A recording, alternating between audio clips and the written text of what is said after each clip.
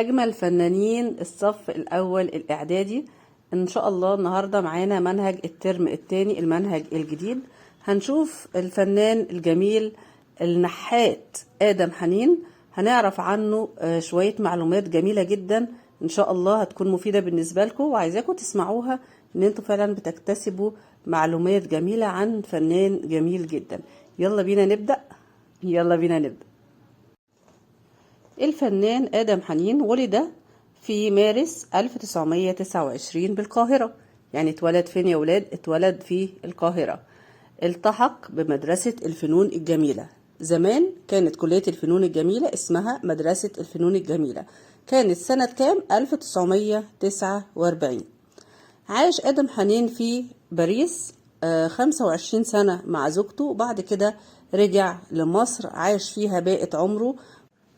خليني اقول لكم كمان شوية معلومات مش موجودة دلوقتي، او حسيت ان هي مش ممكن تيجي في الامتحان، بس خليكم تكونوا عارفينها. ان هو اخد منحة دراسية في ميونخ في المانيا، منحة طبعا دراسية في الفن.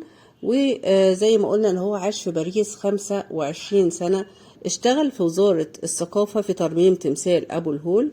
عاد الى مصر عام 1996 وأصبح فنانا معروفا دوليا، يعني جوه مصر وبره مصر. بالنسبة للمسكن بتاعه بقى، خلى المهندس الجميل رمسيس وصواصف يعمل له المنزل بتاعه من الطوب الطبيعي، واللي كان في قرية الحرانية. وطبعا المنزل بتاعه ده أصبح متحف بعد وفاته. حصل على العديد من الجوائز المحلية والعالمية. نفذ أعمال من الخزف الملون على واجهة مدينة الفنون بالهرم. من أهم منحوتاته منحوتة الإنسان والحصان والطائر وتمثال البومة. أول ما بدأ الفنان آدم حنين النحت، بدأ يستخدم مادة النحاس والبرونز، ولكن الخامات اللي استخدمها كانت خامات متنوعة زي الجرانيت والبرونز والجص والحجر الطبيعي والفخار. اتنوعت الأحجام بتاعة الأعمال بتاعته بين الأحجام الصغيرة والكبيرة، يعني ما كانش بيشتغل على الصغير بس. وخدوا بالكم من الحاجات دي اللي بتيجي في الأسئلة. تميزت أعماله بالتبسيط في معالجة الكتل والأحجام. يعني إيه بالتبسيط في معالجة الكتل والأحجام؟ يعني لما كان بيعمل طائر أو أي شكل أو مثلا أي حيوان أو إنسان، كان بيبسط الصور. يعني ما كانش بيعمل التمثال بكل التفاصيل اللي موجودة فيه. يعني مثلا الطائر مش هيقعد يعمل الريش ويعمل الأجنحة والكلام ده، لا، كان بيعمل حاجة تعرفكم بس إن ده طائر أو ده حيوان. يعني كانت أعماله بتتسم بالتبسيط في معالجة الكتل والأحجام. طبعا كل فنان بتمر بحياته مجموعة من المراحل، فهو في الستينات نفذ مجموعة بقى من المنحوتات للحيوانات والطيور والماعز، وتميز اسلوب باختزال العناصر. اختزال العناصر يا ولاد زي ما قلنا يعني التبسيط، او اللي هو اظهار الحد الادنى من التفاصيل اللي هي يدوب توضح الشكل بس. تطورت الأعمال بتاعته وتأثرت بعد تفاعله مع النحاتين بتوع باريس. النحاتين في باريس كانت طبعا عندهم حرية وبيستخدموا أسلوب الحرية في النحت. يعني ما كانوش بيتقيدوا ولا بالأحجام الطبيعية ولا بالنسب الطبيعية، كانوا بيعبروا عن المنحوتات بتاعتهم بأسلوبهم الخاص. وده طبعا نتيجة احتكاكه بالفنانين دي، وكمان عنده حصل له تغذية بصرية. وده اللي احنا بنقوله دايما، خدوا بالكم، خلوا عينيكم تلقط كل حاجة حواليكم، بصوا على كل حاجة، لان احنا عقلنا بيستوعب كل حاجة على هيئة صور. فانتوا كمان حاولوا تربطوا كل مادة حتى بتذاكروها ان انتوا تعملوا صور. شوفوا الرسم هيساعدكم قد ايه لو عملتوا صورة بسيطة لكل سؤال او لخصتوا كل وحدة في هيئة صور. صدقوني الحاجات دي مش هتضيع منكم، هتبقى سهلة جدا. نرجع بقى لآدم حنين. ان اعماله اتسمت في الثمانينات بالاشكال المجردة والاحجام الصافية وديناميكية الحركة. يعني ايه الكلام ده؟ اول ما الفنان بيبدأ يشتغل بيبقى اكتر حاجة بيقدر يعملها ان هو بينقل الحاجات الطبيعية اللي قدامه زي ما هي، بيحاول قوي يحاكي الطبيعة. بعد كده بتبدأ يحصل تقليص للحاجات دي، ويبدأ الفنان بأسلوبه بقى الخاص يبدأ يلخص الأشكال اللي قدامه ويبدأ يجرد فيها ويبقى له اسلوبه الخاص. يعني هي مراحل بيمر بيها اي فنان، ان اول حاجة بيبدأ يحاكي الاشكال اللي قدامه، عينه بتاخد وتخزن وعقله بيخزن، وبعد كده بيبدأ بقى خلاص يبقى عنده مخزون من المعلومات اللي بيقدر بعد كده يتحكم فيها، يزود يجرد، يدي ليونة في الحركة، يدي او يحول الاشكال بتاعته من اشكال طبيعية لاشكال هندسية. فده المقصود بان هو يبدأ يجرد الاحجام او يخليها بسيطة وفيها ديناميكية في الحركة. يعني الحركة تبدأ بقى الخطوط بتاعته تبقى مرنة اكتر، بدل ما كان بيعمل كل حاجة مثلا بالشكل الطبيعي بتاعها. نيجي بقى في حقبة التسعينات أو في التسعينات المنحوتات بتاعته بدأ حجمها يبقى أكبر. طبعا أي حد يا جماعة بيبدأ في أي حاجة بيبدأ بمشروعات صغيرة. يعني أنا لو هنحت هبدأ في النحت هبدأ بتمثال صغير، أبدأ فترة أشتغل في التماثيل الصغيرة. كل ما الإنسان بقى عنده خبرة وعنده جرأة هيبدأ الأعمال بتاعته تكبر، كل شوية هيبدأ يكبرها. ففي التسعينات الأحجام بتاعة المنحوتات بتاعته بقت كبيرة، وعمل السفينة الموجودة في متحف الدوحة. تميزت أعماله التشخيصية والتي تمثل أشكال هندسية تجريدية بصفاء الأشكال وحرارة الألوان التي يعززها العمق النحتي. خدوا بالكم يعني إيه الكلام ده؟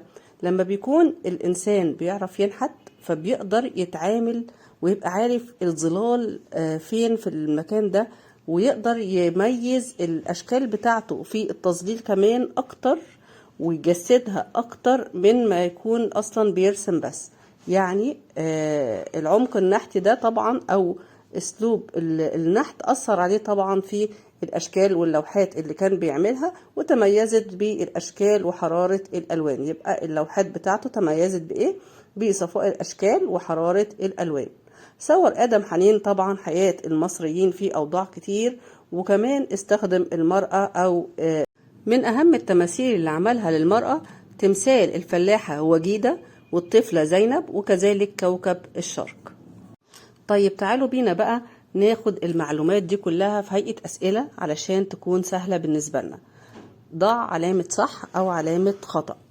ولد آدم حنين في محافظة الإسكندرية. طبعا إيه يا ولاد؟ غلط.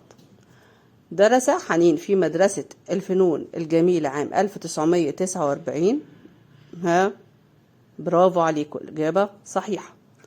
انحصرت أعماله النحتية على خامة البرونز، يعني كان بيشتغل بمادة البرونز بس.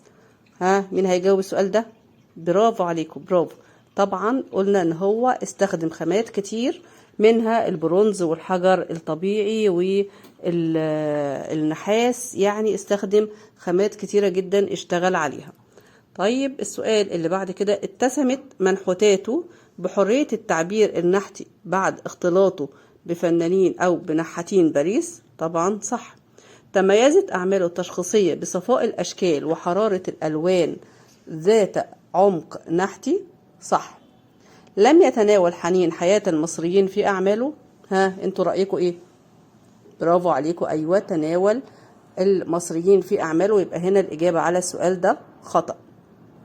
من أعماله تمثال وجيدة والطفلة زينب. صح.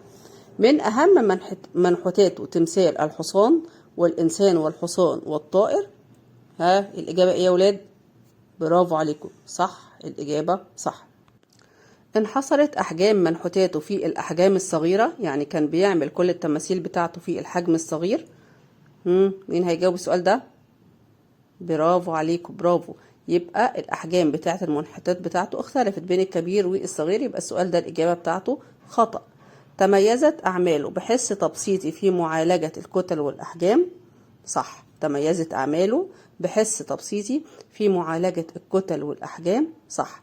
حاولوا تسمعوا الفيديو كأنكم بتسمعوا حدوتة، صدقوني المعلومات هتبقى ثابتة في دماغكم، مش هتحتاجوا ان انتوا تذاكروا او ان انتوا تبذلوا اي مجهود. بالاضافة ان هي معلومات اسرائيلية تبقى عندكم، تبقوا عارفين الفنان ده، عارفين الاعمال بتاعته. اول ما تشوفوا الفنان تبقوا عارفين هو مين. لما تشوفوا العمل ده تقولوا العمل ده بتاع الفنان الفلاني، زي التمثال بتاع الفنان مصطفى الرزاز اللي ممكن تشوفوه على طريق الاوتوستراد. فحاجة جميلة ان انتوا تبقوا عارفين العمل الفني ده بتاع مين. لما تشوفوا تمثال نهضة مصر تبقوا عارفين المثال اللي عمل التمثال ده دي حاجات هتبقى حلوة جدا. ويا سلام بقى لما تبقوا ماشيين مع حد من اصحابكم وتبقوا عارفين تاريخ الاثر او الشكل اللي قدامكم ده، وما يبقاش بندرس التربية الفنية بس مجرد معلومات نحطها في الامتحان ونخرج وخلاص. وخاصة كمان ان هي مش بتضاف للمجموع، فدي بالاولى ان انتوا تبقوا عارفين المعلومات دي عشان انتوا تستفيدوا بيها مدام مش هتضاف للمجموع. طبعا لو وصلتوا لغاية هنا يبقى انتوا من اجمل الفنانين. يلا كسروا الزرار بتاع اللايك واشتركوا في القناة واستنوني ان شاء الله للدرس اللي جاي، وكمان المراجعات اللي هتنزل علشان الامتحان. ومتنسوش تقولوا لي اي اسئلة انتوا محتاجينها في الكومنتس.